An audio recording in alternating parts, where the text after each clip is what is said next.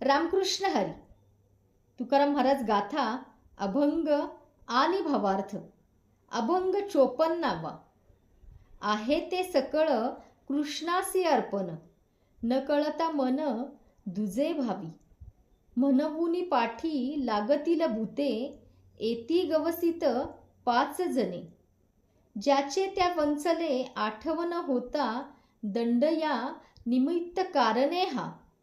तुका म्हणे काळे चेपियला गळा, मी वेळोवेळा करी तसे. जे आहे ते सर्व श्रीकृष्णालाच अर्पण करावे. कृष्णाच्या सत्तेने व प्रेरणेने सर्व क्रिया होतात असे मानावे.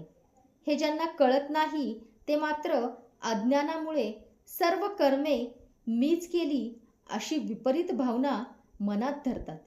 त्यामुळेच त्यांच्या मागे पंचेंद्रिये व पंचविषय यांची भूते लागतात. यातच ते गुरफटून राहतात.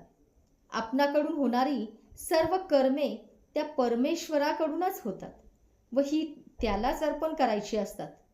याची आठवण न राहिल्यामुळे फसगत होते व विविध विषयांच्या तावडीत सापडण्यास अवसर मिळतो.